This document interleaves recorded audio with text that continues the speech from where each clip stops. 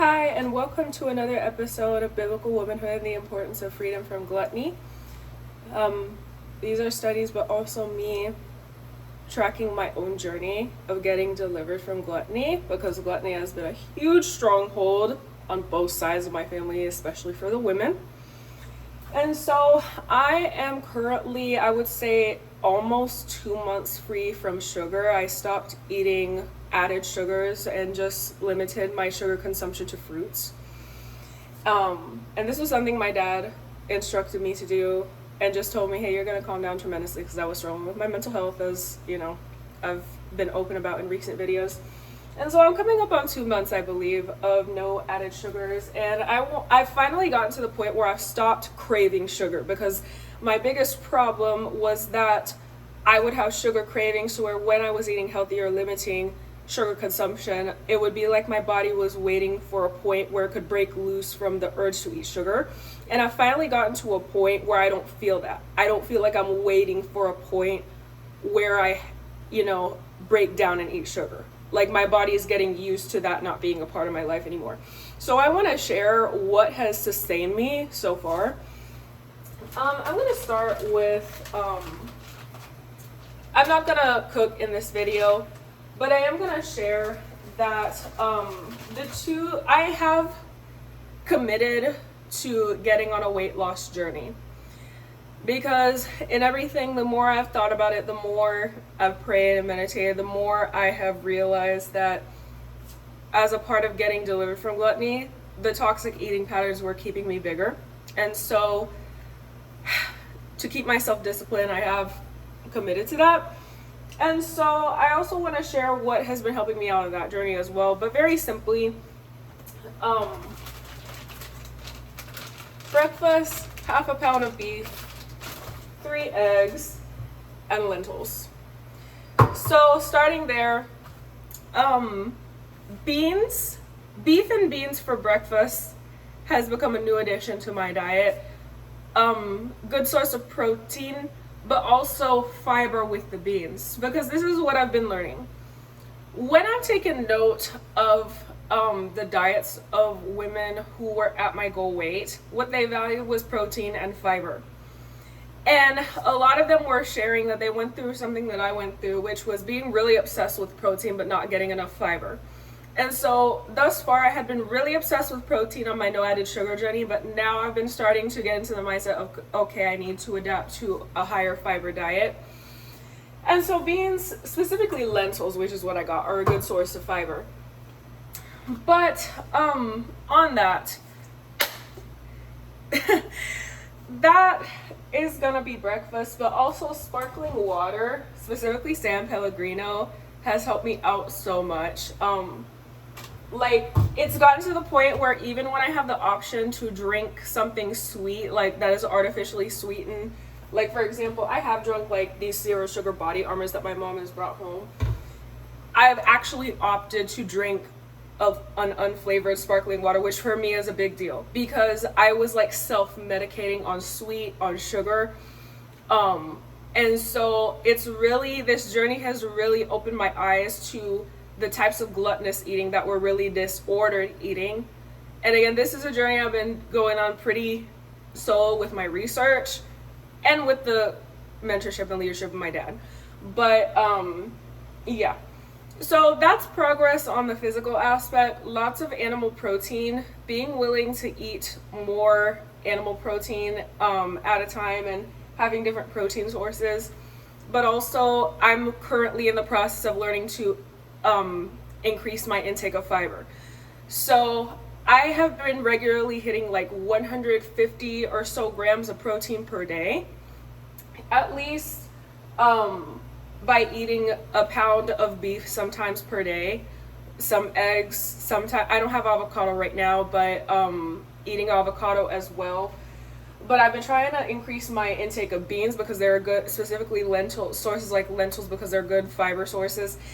And fruit. My diet has essentially been looking like meat and fruit for the most part. So kiwis I've kept in the house. I love kiwis. My mom has brought home those fruit platters, and I have a couple in the fridge right now. And bananas, they're oranges and bananas. My mom loves oranges. I've never been a fan of oranges, but she loves them. And so that's been pretty much how my journey's been going. And then periodically, if I want to munch on something, it's going to be on like pistachios or almonds, or I got this mix with seeds like pumpkin seeds and stuff. Just stuff like that. And honestly, I've been really thankful for the grace that God's given me to transition onto a more whole foods diet, because I've noticed that it's changed my gut microbiome. It's changed the way my digestive system feels on a regular basis. I've noticed that my body is a lot faster to tell me when my body is not responding well to something right off the bat, so it doesn't turn into an inflammatory response later, because I have shared I've struggled with chronic illness. And so that transition, ever since I cut out sugar, added sugars, and focused on eating more whole foods, has been so powerful, because it's like I'm able to listen to my body faster now than I was before. And yeah, so that's an update on the food. But now I want to talk more, because this episode, I honestly wanted to talk about fasting, because I've had a decent amount of experience with some pretty hardcore fasts and disappointments on that road, how I didn't approach it in a way that in retrospect I think really was the best. But I was fired up before this video to talk about women in my generation, specifically Christian women, because my difficulty getting to a weight and just quality of life that I'm happy at with the weight I'm at, because the reality is when you're overweight, life is harder. You know, when you're overweight and carrying pounds that God didn't originally intend for you to carry, it's difficult to do something. Like, I have a bunch of stairs in my house, and so stuff like going up and down the stairs is more tiring than it should be. And so I've got into the mindset that if I want to be the whole, happy, healthy, hale woman of God that God originally ordained for me to be, that looks like me getting to a healthy BMI and caring about my physical health in that way. And so the more I meditate on it, this is a part where I talk about sexual purity and chastity a lot on this channel, and this is where I'm going to interweave both. This is my lament about modern women. So I experienced, as a woman who was in ministry, who committed to full-time ministry in 2024. So I was surrounded by women in the church, in ministry, all of that, all the time. I was part of like nonprofit labor, but it was all part of ministry. There are a lot of fat women in the church, a lot of fat women in the Christian church, and they're enabled to be fat because this is the reality. And I say this as a woman who has been waiting for marriage my whole life. This is a conversation that I haven't seen openly talked about, but it's because this isn't common.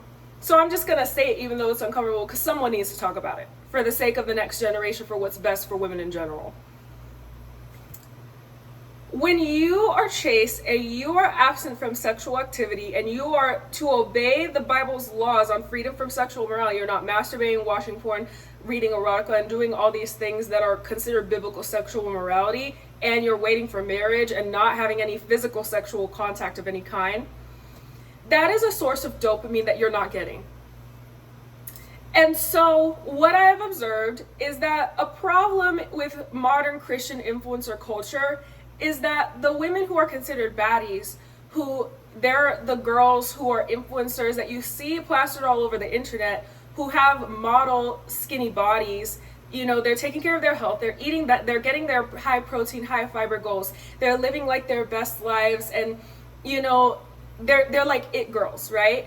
And you look at their lifestyles, you look at how physically active they are, they're in the gym, all of that, and you're like, you know, I want to, like, I admire her self-discipline. But here's the problem. Here's the actual problem. These women are 304s. I have not been able to find a single Christian woman who has been in shape at a healthy BMI, not overweight, working out regularly, taking care of her body, and she was a virgin who waited for marriage. Her priorities have been in the world. When I've seen women who have been like, oh, body goals, girl, health and fitness goals, nutrition goals. You're eating healthy and I love to see it. You're eating healthy and clean and I love to see it. What they're doing is they're in their feminine energy. Hello, Jezebel and Ashtoreth in the Bible, and the Queen of Heaven in the Bible. They're casting feminine energy spells. They're focusing on feminine energy, which is not even a term in scripture. They're immodest. And when they cultivate self-discipline in the areas of food and in fitness and in their beauty, they may be physically very beautiful women. They're using it to be prostitutes. So you have the uptick of OnlyFans models, women who are literally using their beauty and their fitness and taking care of their bodies just so they can go prostitute themselves and demean their value in general in society by prostituting themselves. It's like what I was observing among my peers in ministry was that there were a lot of fat Christian women who lacked self-discipline in the areas of gluttony and fitness. They weren't working out, they weren't eating right, they were focusing, and this has to do with like the feminist spirit, that independent feminist, like, oh, I'm not doing this, like I'm focusing fully on what God wants me to do, but really they're not reading the Bible and submitting to male leadership and what that entails, right? When part of that biblically is taking care of your figure, right? And taking care of your health. The enabling is because in the church, I've shared there are a lot of 304s in the church, but there are also a lot of ex-304s who are really trying to live celibate lives after they once lived in the world, and they're really trying to abstain from sex and break loose from sex addiction and discipline themselves to like re-wait for marriage and be disciplined in this area when they're single women. They're fat and they're not in shape because they're not getting that source of dopamine the same way these thin, fit, healthy eating girls who are obsessed with their feminine energy in the world, who are influencers, some of them who even wear crosses and stuff to indicate they're Christians and believe in Jesus, right? The women in the church who are unable to stay this way, they're not getting dopamine from the ways that these women in the world are doing that, because I've seen literally women who are sex workers and prostitutes and OnlyFans models literally say, oh yeah, I'm Christian. Some even wear the cross. That's blasphemy, first of all, but it's still there. It's still a thing. So when you're a young Christian woman in church and you're looking for a role model as a woman to help you develop self-discipline, and this is the example you have, the women who are actually taking care of their bodies and nutrition and fitness, but they're hoes, they're whores, and nobody respects them.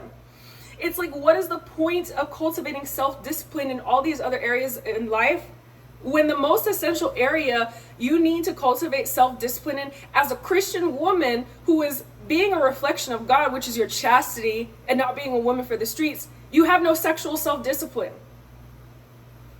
What is the point? What is the point? And so I noticed that women in the church who are really trying to live sexually pure lives, or if they didn't in the past, trying to go that way now, they're enabled to stay fatter, less fit, and not take care of their physical bodies as much because the examples they have are hoes. They're not abstaining from sexual, they're not delaying their gratification. When they cultivate self-disciplines in the aspects of their persons that are more physical, they're using that to be hoes. That's what these women are doing. Some of them are literally prostitutes. So what message does that send to women in the church who are actually trying to be traditional? That's not my first priority, because I don't want to be a woman for the streets. I want to be a woman who's focused on my home and building my own home and future with my family. And part of that, if I want to glorify God with my body, looks like not being a hoe, looks like not being a 304. It's really depressing and discouraging when you're a young lady trying to walk in sexual purity, but the examples you're seeing of women who have self-discipline in other areas, not just this area, and are doing well, are hoes. It's like, it's hard. It's been difficult for me to get the motivation to stay on the track of, yeah, I'm going to wait for marriage and I'm going to be a woman who lives a life of purity to glorify God and also take care of my body, my beauty, all these things, because I don't see examples of that around me. These women don't respect themselves. And so what I observed was that there are a lot of women in the church who are unhealthy, they're obese, and they have health problems, literally from obesity related, stuff, because they're thinking in terms of, well, I'm bitter because I'm not getting that source of dopamine that these people are getting. Because you're not. You're already exercising self-discipline of one type when you're cutting off sexual morality. You're not getting any dopamine from that. And so the combination of no dopamine from that and then having to think about, the other stuff like your health and all of that, that's more self-discipline. That's even less dopamine for you. So what's happening is there are a lot of fat women in the church who are undisciplined, sedentary, and who are bitter about that because they're having to put abstinence and chastity first, because the women, some of them who call themselves Christian, who are, they're at their goal weights, they are eating healthy, clean, exercising, they're, to be blunt, witches.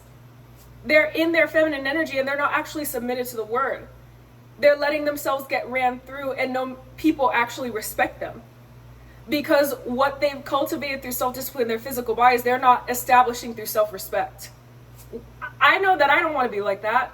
I know that if I go through the trouble of cultivating self-discipline in that area, truly breaking loose from all the toxic patterns of gluttony I've been through, I don't want to do it to throw away my chastity and everything, all the self-discipline I cultivated for the sake of my future family by being a 304. It's really discouraging. But there's a lot of enabling of women to be like this, to have one foot, to be lukewarm in this regard. More examples of women who value biblical womanhood the whole way, self-discipline over the temple of the Holy Spirit the whole way, not just with your eating and diet and exercise, but also with your chastity and not being a woman for the streets. More of those are needed in the church, because it's going to encourage more women in the church to value taking care of their bodies and honoring God with their bodies. It is really discouraging when you're trying to walk in sexual purity to see the number of 304s who use their skinny privilege and pretty privilege to get away with being a 304. So that's just a vent for today. I needed to get that off my chest and say that before moving forward with any more videos on this series.